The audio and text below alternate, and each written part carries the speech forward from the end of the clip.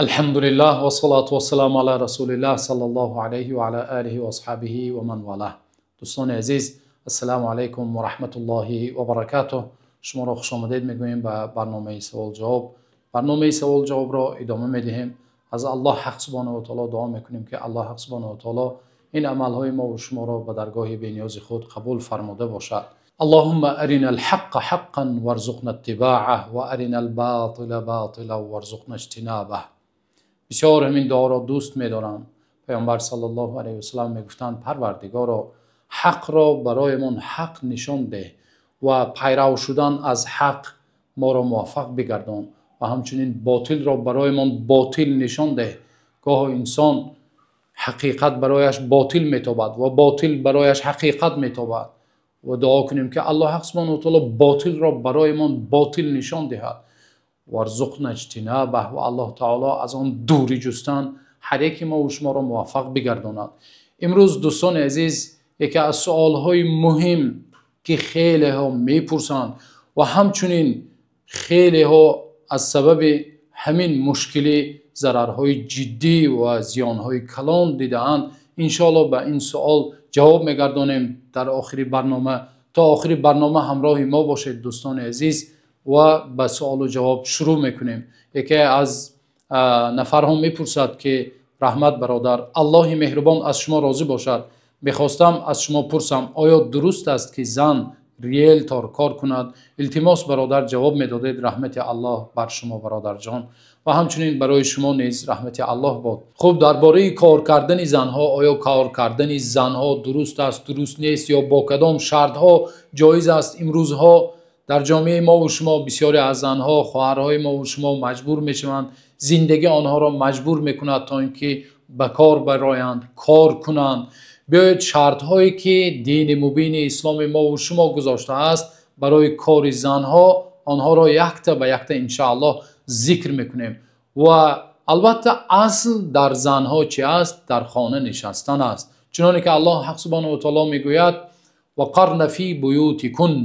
برای زنهای پیامبر صلی الله علیه و سلم این خطاب است و همچنین برای زنهای اهل ایمان است. الله میگوید شما در خانه ها قرار بگیرید. زنها را میگوید و این برای حفظ زنها است. ما مردها وظیفه‌دار هستیم که زندگی را پیش بریم. مسئولیت زندگی برگردن ما و شما مردها است، اما وظیفه زنها تربیه فرزندان است و نگاه و بین و کارهای خانه است. اما وقت مجبور میشوند، چنانه که در حدیث صحیح متفق علیه آمده از پیامبر صلی الله علیه و سلم میفرماید انه قد اذن لکن ان تخرجن لحاجتکن. برای شما زنها وقت حاجتمند میشوید، نیاز پیدا میکنید، اجازت داده شده است تا اینکه از خانه بیرون برآیید.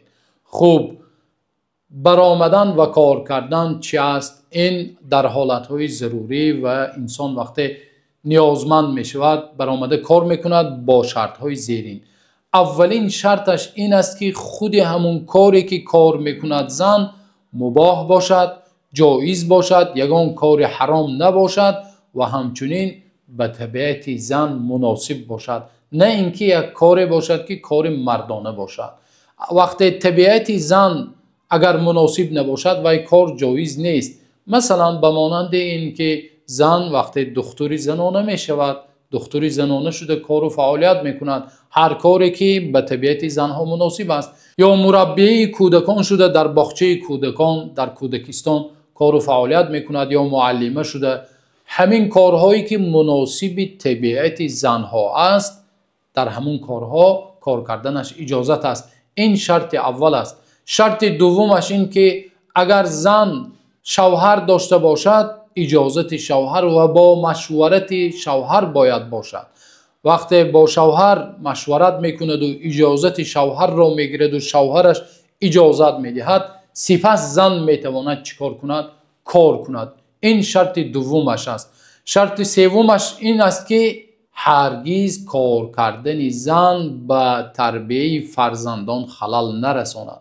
وقتی به تربیه فرزندان، نگاه و بین فرزندان خلل میرساند، زن نباید کار کند. زیرا اینکه وظیفه اولین زن این تربیه کردن و به وای رسانیدن فرزندان خود است. وقتی فرزندانش ضایع می شود دیگر کار کردن برای او جایز نیست. بنابراین شرط سوم این منفعت و مصلحت کودکانش است. شرط چهارمینش این است که زن وقتی آن فرمایشاتی که اسلام برای زن فرموده است همانها رعایت کرده شود. به مانند لباس شرعی باید حتما رعایت کرده شود. وقتی از طرف کارفرما در لباسش یگان شرط میگذارد که خلاف شریعت است، آن کار جایز نیست. یا در جایی که کار میکند مرد و زن آمیخته است، مردان نامحرم آمیخته با زنهای نامحرم کار و فعالیت میکنند. یعنی هر شرطی که یا هر کاری که پایمال کردن شریعت در آنجا وجود دارد یا شرط گذاشته می شود جایز نیست. البته مختصرا این 4 شرط بود که برای کار فعالیت زنها، اگر همین 4 شرط ها اجرا کرده شود کار و فعالیت زنها جایز است. و اگر ما ببینیم که وقتی ریلتر شده زنها کار میکنند با مردهای نامحرم آمیخته شدن یا با مردهای نامحرم در یک جا تنها ماندن اگر وجود داشته باشد، یا مثلا در اتاقهای کاری یا در همون آفیس ها وقتی با مردهای نامحرم در یک جا آمیخته شده کار و فعالیت میکند زن، اگر چنین باشد هرگز جایز نیست. و اگر این شرط ها رعایت کرده شود البته جایز است و درست است. والله تعالی اعلم. میگذاریم به سوال دیگر. یکی از دوستان میپرسد سلام استاد، من یک سوال داشتم. یک شخص چیزی را میفروشد، برای فروختن من دلالت میکنم به دیگران، در بالای نرخ او مثلا 2000 باشد 2100 گفته میفروشم، چی حکم دارد جواب دهید. البته این دوستی ما تقریبا 1 ماه میشد که این سوال را دادن، ما سری وقت جواب دادن نتوانستیم، الله تعالی ما را ببخشد. خب این سوالشون به کار دلالی، به کار میانه روی دلالت میکند و البته در شریعت اسلام دلال شدن یا میانه رو شدن بین خریدار و فروشنده جایز است. در وقت پیامبر صلی الله علیه و سلم همچنین دلال ها بودند. روایت میکنند که پیامبر صلی الله علیه و سلم میگویند ما را در وقت پیامبر صلی الله علیه و سلم دلال میگفتند و پیامبر صلی الله علیه و سلم به ما یک نام گذاشتند که از همان نام بهتر.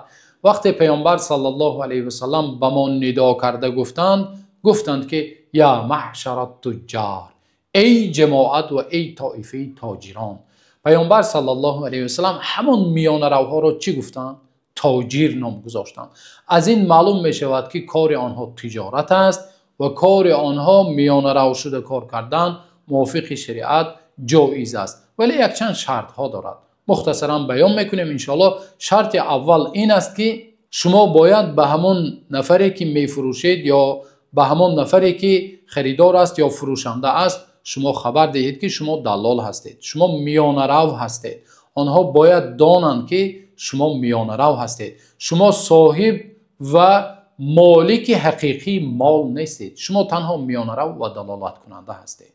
این شرط اولش است. شرط دومش این است که برادر عزیز چنانی که اهل علم ذکر کردن فایده شما باید معین باشد، معلوم باشد.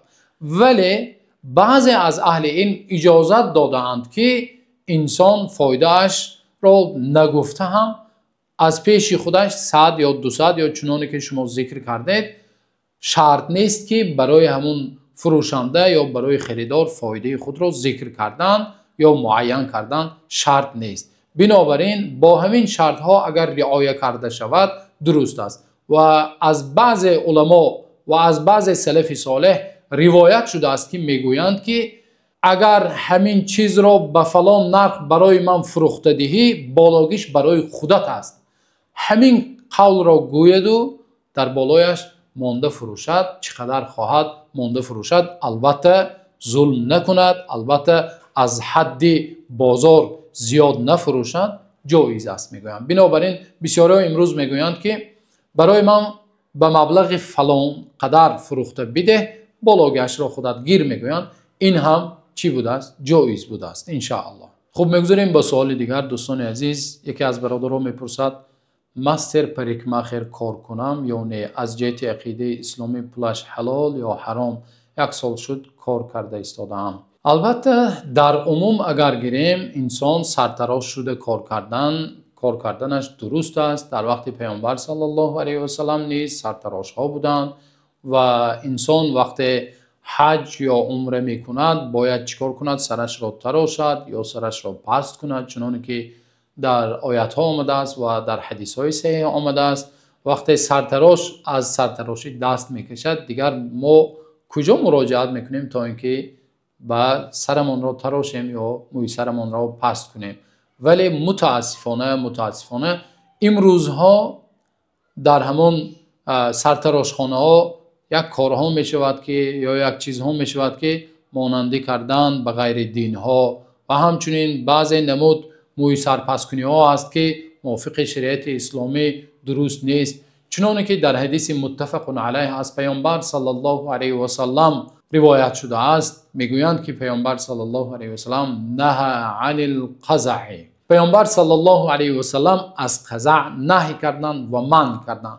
از نافع میپرسند که قزع چی است؟ میگویند قزع این است که یک طرف موی سر را میتراشد و طرف دیگرش را باقی میگذارد، یعنی پایانش را میتراشد و بالایش را باقی میگذارد، یا اینکه عکس، یا بعضی جایهایش را میتراشد و بعضی دیگرش را باقی میگذارد. بنابراین امروزها بعضی نمود موی سرپسکنی ها است یا به قول پریچاسکا ها هست که موی سر پایان را پره به پرگی میتراشد و بالایش را میگذارد و البته این به اتفاق علما مکروه است. بنابراین یا بعضی نفرهای هست که امروز نعوذ بالله مثل دیوس ها شدند که مردها نیز قاشهای خود را چیکار میکنند؟ به شکل میدرارند و قاشهای خود را میتراشند و پست میکنند، یا مردهایی هستند که ریش را میتراشند و همین کارهای هست که یا مکروه است کردنش یا قطعا حرام است. بنابراین برادران عزیز، اگر در سرتراشخانه شما فقط هم تو موی سرپسکنی عادی باشد و کارهای حرام نباشد، کار و فعالیت بردن شما جایز و حلال است. ولی اگر در جایی که شما موی سرپس میکنید همین نمود شکلهای موی سرپسکنی که از پیامبر صلی الله علیه و سلم نهی وارد شده است، اگر همین گونه شکلها باشد یا تراشیدن ریش و قاش و همین چیزها باشد، کار و فعالیت بردن شما در چنین موی سرپسکنک ها، در چنین سرتراشخانه ها جایز نیست و مکروه یا حرام است. برادر عزیز، اکنون دوستان عزیز، چنانه که در اول برنامه گفته بودیم به سوال مهم جواب میگردانیم که چنین سوال ها خیلی زیاد آمدگی است و همچنین یکی از نفرها میپرسد السلام علیکم، یک سوال دارم، میخواستم جوابش را فهمم تا که به همان شخص رسانم تا کجا حقیقت دارد نکاح پنهانی از پدر و خانواده زندگی کردن، زن دوم شدن. التماس یک ویدیو کنید. رحمت خداوند از شما راضی باشد، از شما هم همچنین الله تعالی راضی باشد. و علیکم السلام و رحمت الله و برکاته. دوستان عزیز، این پدیده امروزها خیلی زیاد شده است در جامعه. امروزها خواهرها به دام بعضی مردها میافتند، به وعده های راستین و دروغین آنها باور میکنند، یا از جهت نادانی یا از جهت محتاجی و نیازمندی به همین کارها راضی میشوند. پنهانی از پدر عروس یا از پدر همون دختری که به شوهر میبراید یا از والدینش یا از تمام مردم پنهانی چیکار میکنند؟ نکاح میکنند و میبینی که بعد یک مدتی خیلی کوتاه چی میشود؟ بین آنها جداگی میشود و همین طور امروز خواهران ما و شما دستی مدست به یک کاری خیلی پست گرفتار شده میمانند. الله حق سبحانه و تعالی را دعا میکنیم که جامعه ما و شما را جامعه پاکیزه گردانند. البته بسیاری ها دلیل میکنند با یک فتوایی که در مذهب امام اعظم ابو حنیفه رحمت الله علیه یک فتوا هست که اجازت میدهد زن خودش را با اختیار خودش چی کار میکند؟ به شوهر میدهد و اجازت پدرش را شرط نمیگذارد. درست، البته این فتوا هست و امروز ما فتوای ابو حنیفه رحمت الله علیه را مناقشه نمی کنیم و کردنی هم نیستیم و ما حق نداریم که ابو حنیفه را امروز محاکمه کنیم یا فتوای ایشان را. ولی دوستان عزیز انصافاً بگویید، جمهور علما گفتند که هر زنی که به اجازت پدرش یا به اجازت ولی، یک مردی که ولی اوست، به همون نکاح میکند، نکاح او باطل است میگویند. و امروز نتیجه بد این را ما دیده ایستاده ایم دوستان عزیز. و چنانه که میگویند الفتوى یتغیر بتغیر الزمان والمکان، فتوا با تغییر یافتن زمان و مکان تغییر مییابد. شاید امروز امام اعظم ابو حنیفه همراه ما و شما می بودند و این پدیده ای که امروز در جامعه ما پهن شده است و ضررهای آن را می دیدند، شاید فتوای خود را تغییر می دادند و عوض می کردند. چنانه که امام شافعی رحمت الله علیه مذهب قدیم و مذهب جدید دارند، مذهب قدیم داشتند و مذهب جدید داشتند. و همچنین برادران عزیز در یک چند حدیث های صحیح آمده است، پیامبر صلی الله علیه و سلم می‌فرمایند ایما امرأة نکحت نفسها بغیر اذن ولیها فنکاحها باطل فنکاحها باطل فنکاحها باطل. هر زنی که بدون اجازت ولی نکاح میکند نکاحش باطل است، نکاحش باطل است، نکاحش باطل است. 3 مراتب پیامبر صلی الله علیه و سلم تأکید کرده ایستادند. تأکید برای چی؟ امروز خواهران ما و شما چی میشوند؟ فریب میخورند. امروز مردها نعوذ بالله مثل گرگ شدند، مثل گرگ. نیت او را، دل و نیت او را از کجا میدانید؟ از پدر و مادر و از خویش و تبار و از تمام مردم اصلا پنهان کردن. این خلاف شریعت است دوستان عزیز، چنانه که در حدیث ها حاضر میبینیم. و همچنین پیامبر صلی الله علیه و سلم روایت شده است که پیامبر صلی الله علیه و سلم لا نکاح الا بولی و شاهدی عدل. پیامبر صلی الله علیه و سلم میگه نکاح وجود ندارد مگر با چی؟ با ولی و 2 شاهد عادل. وقتی 2 شاهد عدل و ولی هست نکاح پره می شود. وقتی دخترک امروز خواهران به اجازت پدر و مادر و روسی از ولی چیکار میکنن؟ نکاح میکنن. میبینی که یک چند مدتی کوتاه زندگی میکنن، دیگر در دست مرد بازیچه میشود. قدر و قیمت خود را، آن کرامتی که الله برای آنها داده است، آن را از دست میدهد. هر کاری که میخواد، آن وعده هایی که پیش از نکاح وعده میدهد، همه آن وعده ها پوچ است. اگر مرد باشد رود از پدر اجازت گیرد، خواستگار شود اگر مرد باشد. و همچنین همون زنی که امروز به مردها خطاب میکنم، همچنین همون زنی که بدون اجازت خانواده اش یا ولی به تو برای ازدواج راضی میشود، اگر همون زن صالحه، زن پاک دامن می بود، از پدر و مادر و از خانواده، از تمام مردم پنهان نمی کرد. این خطاب برای هر دو، هم برای مردان هم برای زنها. اگر شما مرد می بودید می رفتید با سر بلند از خانواده اش می گرفتید. و همچنین اگر همون زن پاک دامن عفیفه می بود، آشکارا چیکار میکرد؟ با اجازت پدر و مادر و به تمام مردم میگوید من شوهر کرده ایستادم. زیرا اینکه از عایشه رضی الله عنها روایت شده است، در ترمذی روایت شده است که پیامبر صلی الله علیه و سلم میگه اعللوا النکاح واجعلوه فی المساجد واضربوا علیه بالدفوف. پیامبر صلی الله علیه و سلم میگه نکاح رو اعلام کنید واجعلوه فی المساجد، در مسجد نکاح کنید، نکاحتون رو در مسجد کنید. واضربوا علیه بالدفوف.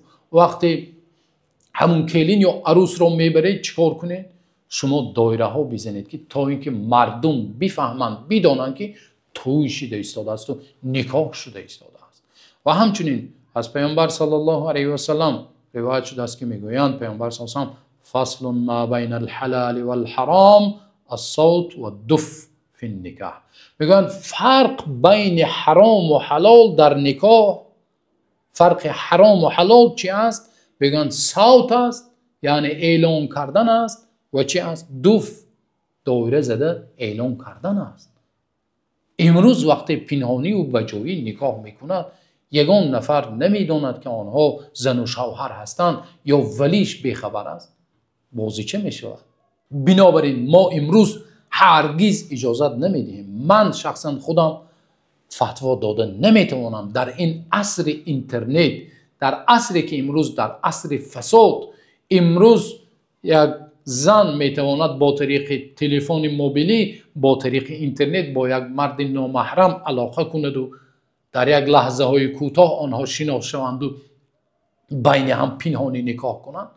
امروز هرگز فتوا دادنش جایز نیست که زن بدون ولی، بدون اجازت پدر و مادر پنهانی چیکار کنند؟